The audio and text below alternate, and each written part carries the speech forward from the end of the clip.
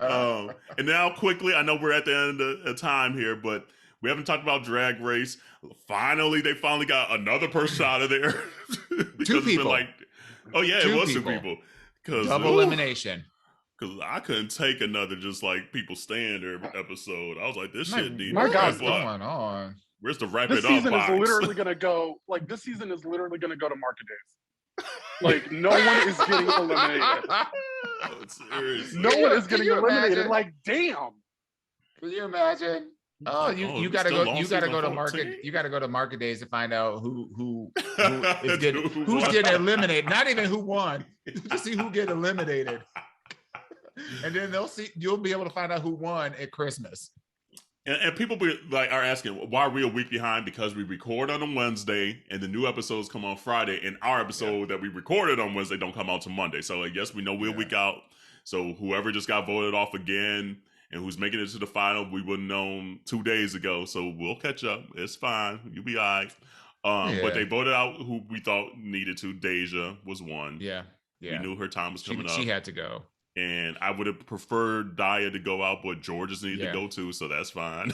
I had to have a come to Jesus moment with myself. Like, I don't like Daya personally, and no, let me rephrase. I don't like her personality, right? Because I don't know her, right? But like, I don't like her as a person in terms of how she comes off and how she, just talks about people, and that to me is off-putting, but I have to say that she performs. She's, if nothing, I would not put her as being outstanding. Right. I wouldn't put her as being like, oh, a queen that I want to follow or that, I think is spectacular, but she's consistent. Yeah. And that I appreciate. I do appreciate that. Like I had to kind of like, push comes to shove, she's going to perform. She's going to deliver. Yeah, she's going to deliver. And that's what you honestly need out on tour, out on these streets every week. You need someone to come into these clubs and they do these shows that is going to perform and turn it out when they need to turn it out. So you're right. Yeah. But I don't like her at all. Like, oh, you are just horrible. Everything about you is like, damn. I mean, and thing is, like, I think she forgets that she's gonna have to go back out into these streets after this show. Mm-hmm. And if a lot of these drag queens don't want to work with your ass, your name not gonna be on these bills. Yeah. So you might get it for the first year, but you only mid-20s. If you want a lifetime of drag, you gotta be cool with these girls. So has your top 3 changed? No. And it's been honestly pretty much the same all season. So Angeria, Willow Pill, and well, I guess originally I said Bosco, but now I think Lady Camden has snuck up above Bosco for me. But my top 2 is Angie and Willow. I'll be happy either one wins. I think I want Willow to win because Willow has played a very strategic game, and she's played it the way I think I would have probably played it. Where you don't show all your cards. You should and she calls it like it is. She's like, I want to go after George's because I don't think she's gonna do good.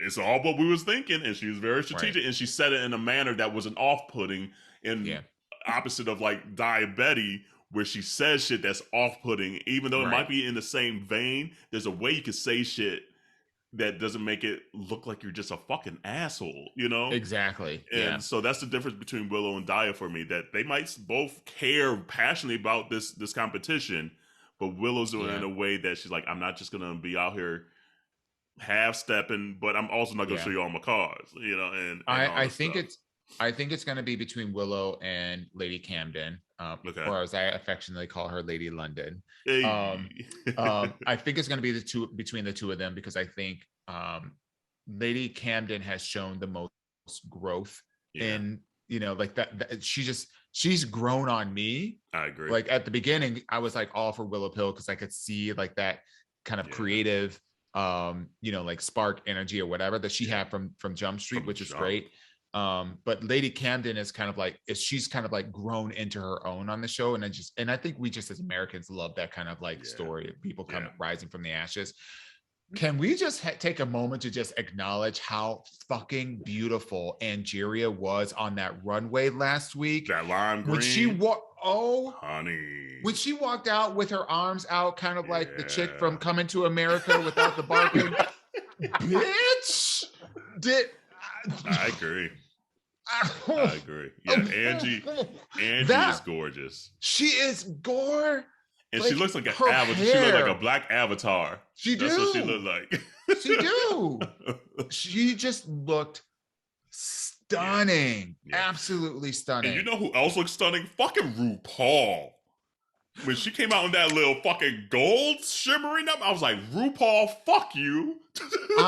You look good. I don't know who she fired. I don't know who she fired from the previous seasons, but whoever is styling her this year, props, because she's coming out showing leg. Girl. She's coming out like, and not just Raven's painting the shit out that face. She is, but also I think Raven, she is, but also Raven plays off of the outfits that she's wearing, and RuPaul has like certain things that she likes and doesn't like. I feel like this year Ru is kind of letting go of the reins a little bit. Agree.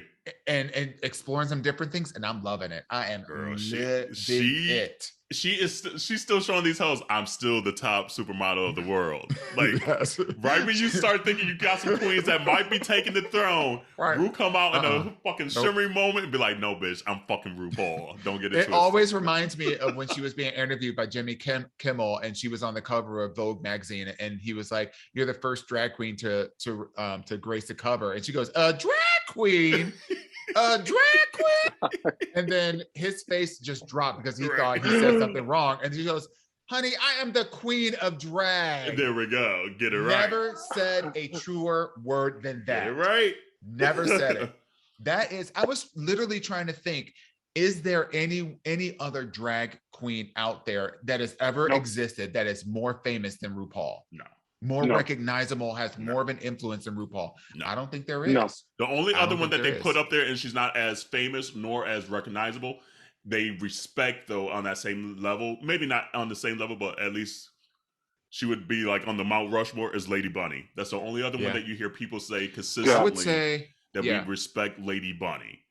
I would say RuPaul, Lady Bunny, Divine, who's R.I.P. Divine, who's R.I.P. Yep. And Joanna Man. Stop it. To Wong Fu. That's about it. Wesley Snipes. Wesley Snipes. Noxema Jackson on that Mount Rushmore. Yes. I'm here for it. But Ru's it. Ru. Woo. Yeah. She's the pinnacle. You hear that? The queen. You know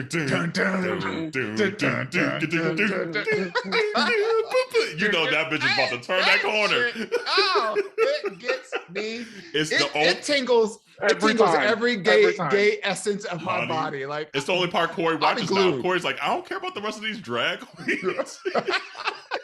Every week he won't watch before it, and he's like, just tell me when Ru coming, and he'll come and sit down, watch Ru. And then he'll get up again. He's like, okay. He's like, the show's the same thing. And he's like, and no one's better than Ru. I'm like, you're right. But this season, Ru's looks have been off the charts. I agree. I don't know who she fired, but thank God for that, because she's bringing it to the runway. I need that Clark Sisters gold shimmery moment back in my closet. That's what I need. Oh man, because she looks good. That wig was dope. Like it was everything. It was everything. I was like, she's been like, because there are times when like she'll show up and it's like, this like taffeta ruffled, like asymmetrical bullshit or whatever. Come on now with this, Mary Poppins-esque, like prairie dress shit. And when she's judging, you look at her compared to everybody else, and like she's fading in. Like she's still the most important voice, but she's fading in. Yeah. This season, when you look at, can't nobody come near. No. And Michelle Visage, her paint game. Who was painting Michelle? Because before she had her breast reduction, that was a show. Yes. She would put them titties up. She didn't. You could have put a paper bag over her head. Her titties would be on the table, just doing this, talking and reading. But now, her like who I want whoever's. I know I'm not going to be able to get Raven. Whoever's painting Michelle's face, that's who I want to paint my face. If I ever do drag, that's who I want because they are painting the shit out of Michelle Visage. And every week she looks she stunning. It literally looks like they've shaved 20 years off of her. Yeah. Because before this season, even a little bit of last season, last season it was like a step up. She was pretty good. Yeah. But like if you look at 3 seasons ago, Michelle, she was rough. Like brick rough. Like, you know, so maybe it was a little bit of competition. Maybe Rue was like, you know, looking back like, oh damn, you know, I got Michelle. She's my sidekick and she outstunting me, and you only see her from the top up. Pushing each other because Rue ain't looked better. I'm loving it. Loving it. And Rue is over 60 now. I was gonna say, and Methuselah. Come on, really? Now, with the age. I'm just saying. She get that body cocoa butter, and then she put that little paint on her body too. With a mess, drag queen. When? And then she still showing her arms are still in there too. Still tight, ain't nothing jiggling or anything like that. I'm like, come on, Mama Rue. Give it up. Mama Rue. And I feel like she's enjoying herself a little more again. Yeah. Like I feel like for a while there might have started to feel like a job, which it is. Yeah. I feel she's starting to loosen up again.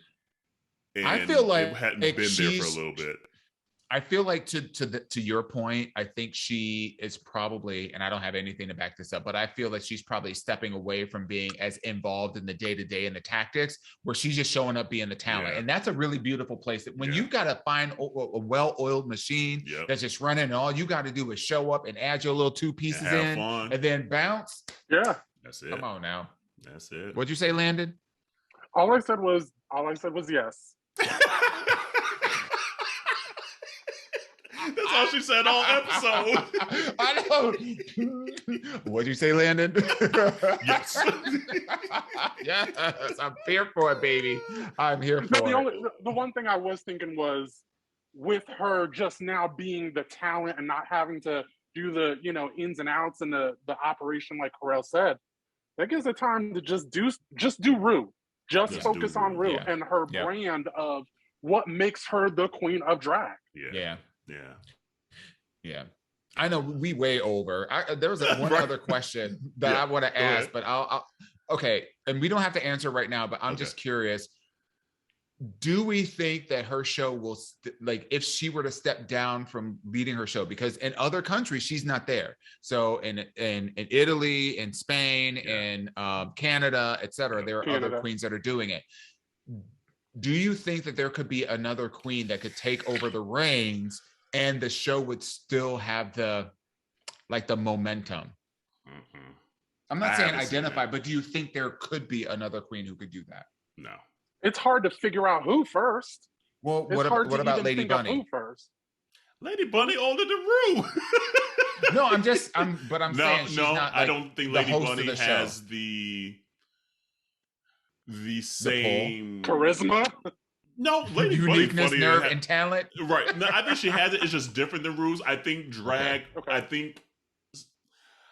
How can I say it? I feel like those that know drag culture and are within the LGBTQIA plus community and are at least very close allies know the differences of drag and the uniqueness of different kinds of drag. What this show is now is for Middle America and the white woman. Mm-hmm. And I don't think they realize that there's other kinds of drag out there.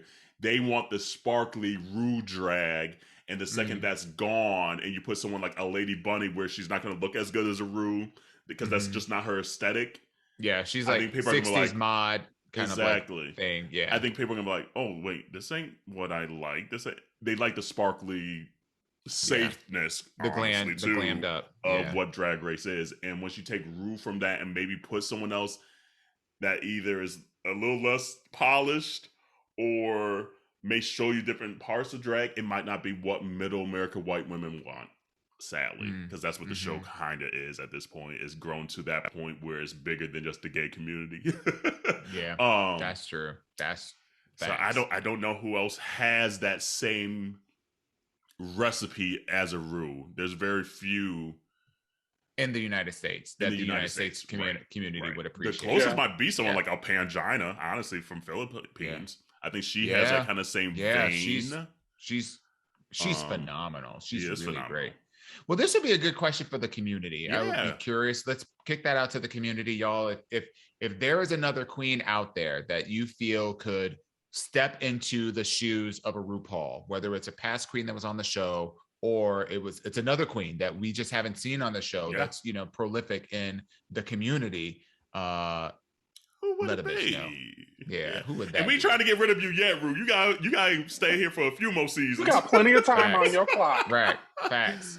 You got plenty of time on your clock.